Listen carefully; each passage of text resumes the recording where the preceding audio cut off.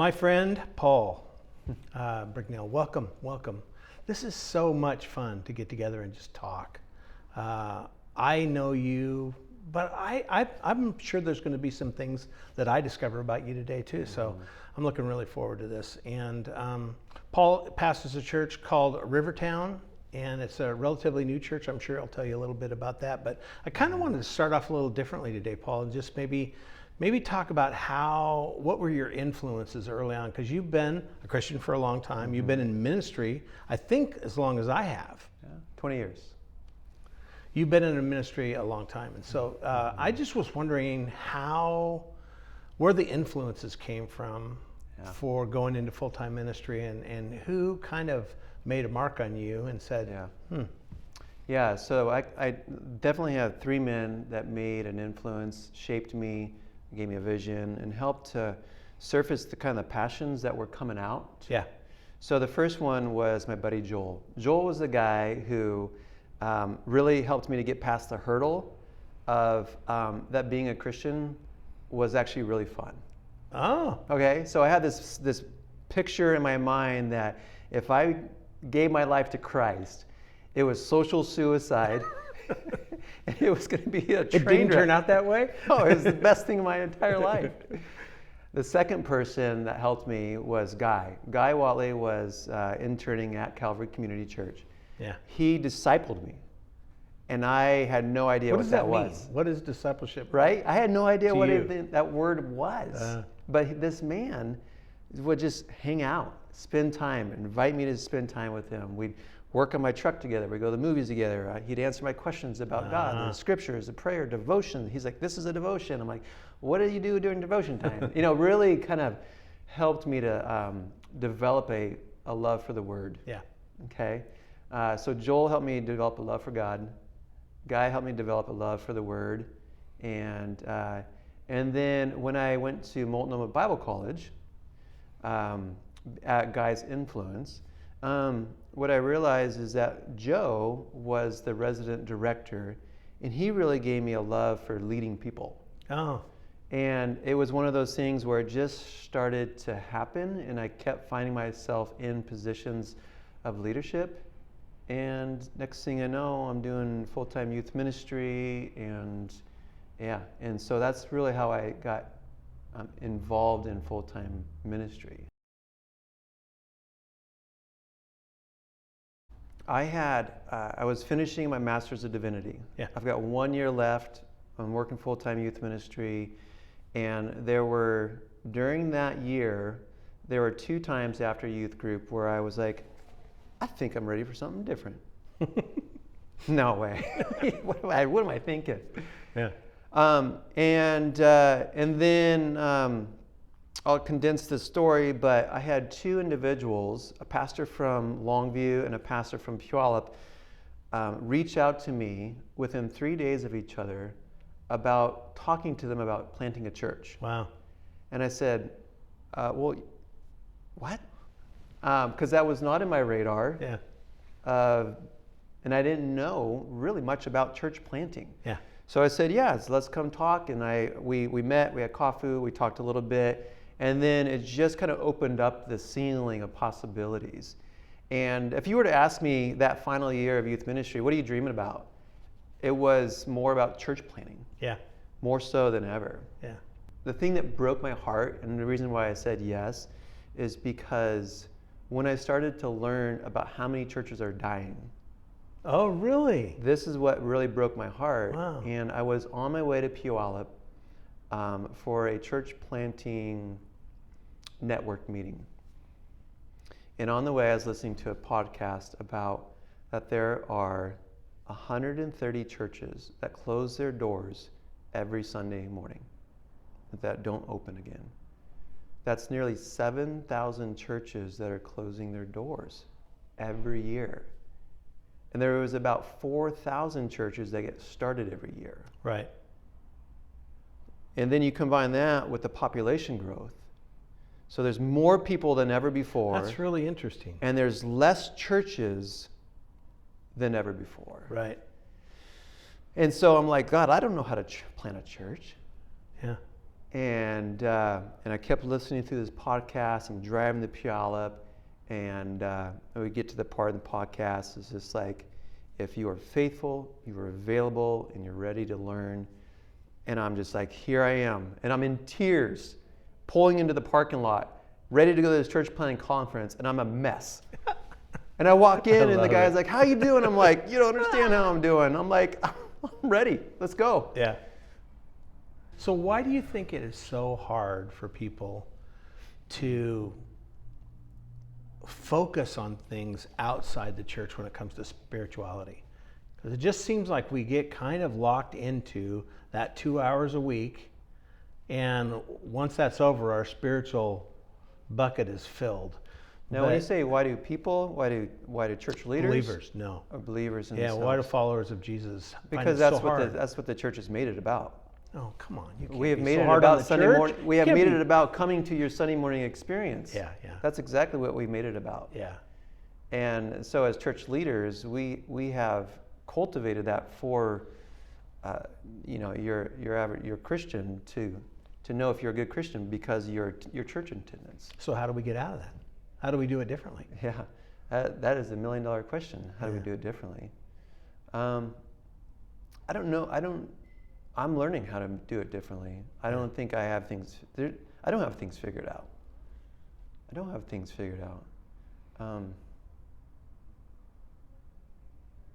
But there must be a few things that are really important to you that you're working towards. Well, here's the thing that I realize is that because people are not as quick to attend a church, the church has to realize that they need to go be the church. Right. So, Jeff, when we were transitioning from one work to another, I left my job to pursue this dream. At the same time, sold my house and bought a new house, which Right. meant I'm like in this brand new neighborhood. And so here we are. There's a few of us that are starting to talk, dream together. We're at our house. It's September.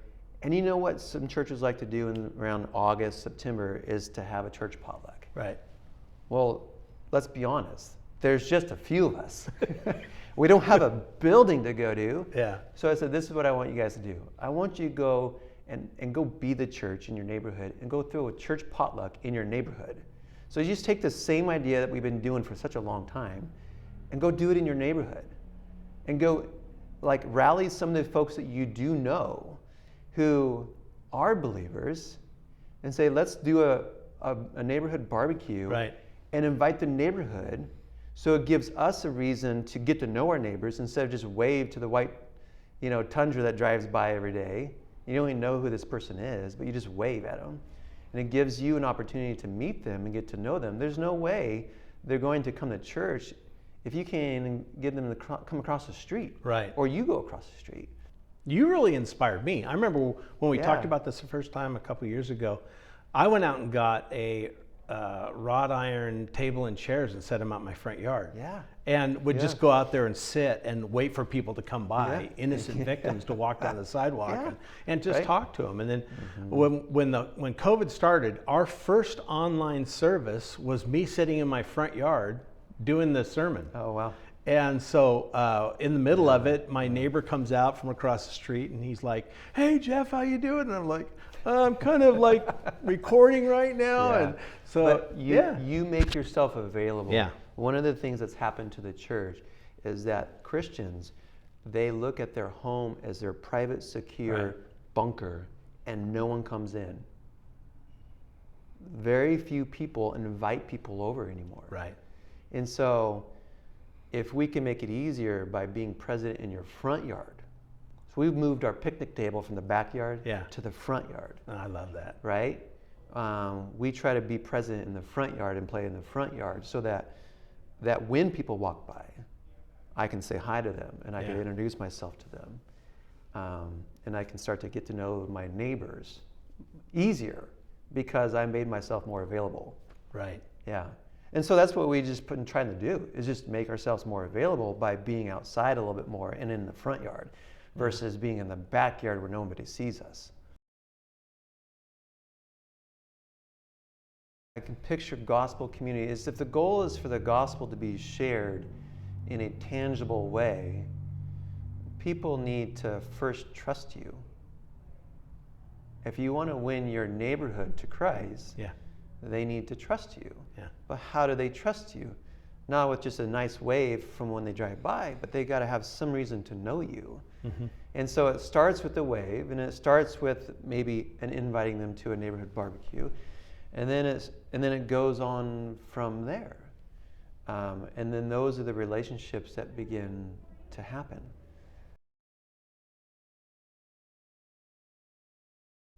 Obviously, nobody begins. You have a vision of what your church plant's going to look like. Right. For 6 months, it was happening. And then the rug got pulled out from all of us.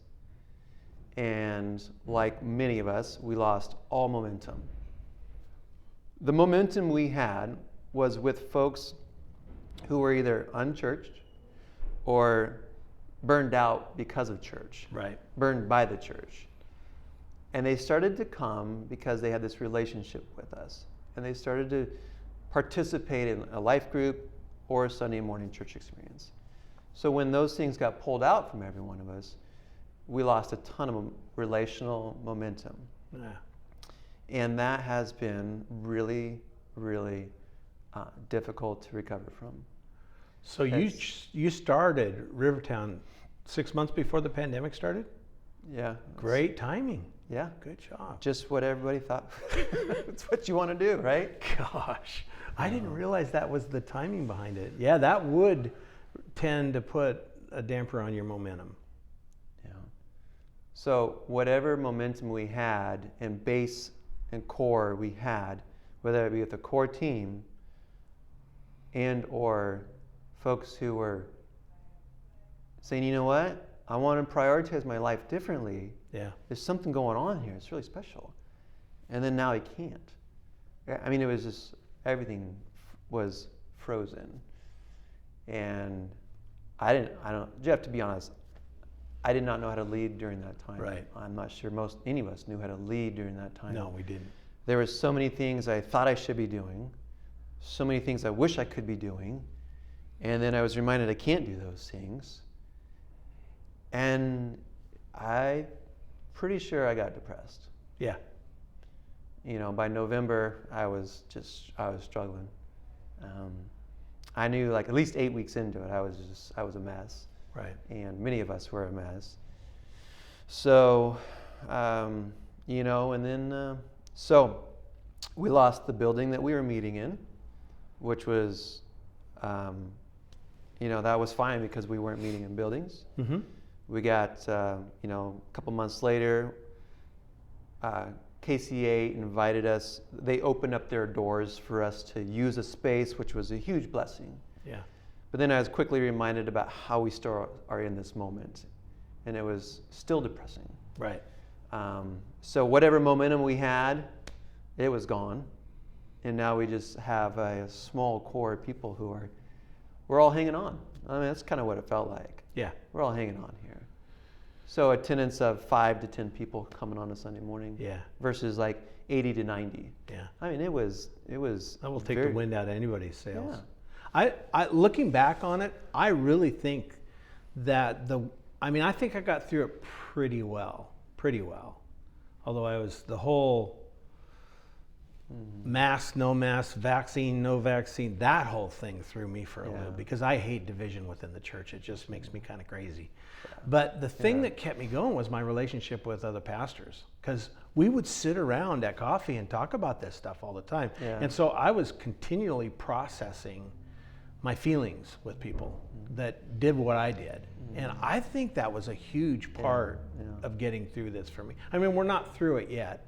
And I'm really glad that people are getting a chance to be able to hear your heart on this whole thing without maybe even knowing you, but just checking it out and seeing, I kind of like this guy. I kind of like to maybe I'll have coffee with Paul sometime. You know, but it's just, I don't know how you do this alone. I don't know how people do this alone. Yeah, there is something too about community. Yeah. We've had to relearn what community is. Yeah. We've been reminded how important having community is. Yeah. Not just pastors, but all of us. Yeah. Thank you so much. Yeah. I mean, I just want the best for Rivertown. I really do. I want you guys to, it's not about getting a big influential church. I just want you guys to live out the vision that God gave you. And it sounds like this new location is going to open the doors for you guys to be like never before, to be yourself. And I'm really excited for that, Paul. Yeah, So. yeah, we are too. And I think there's a lot, we're on the cusp of what's to come. Yeah. And so we're excited about it. Well, thank you so much. Yeah. Thank you. Thanks, Jeff. We really hope today's episode was helpful. You'll find more resources and content to connect with other community leaders by going to our website, cityservecowlitz.org. So, it's been a joy to walk with you, and we'll see you soon.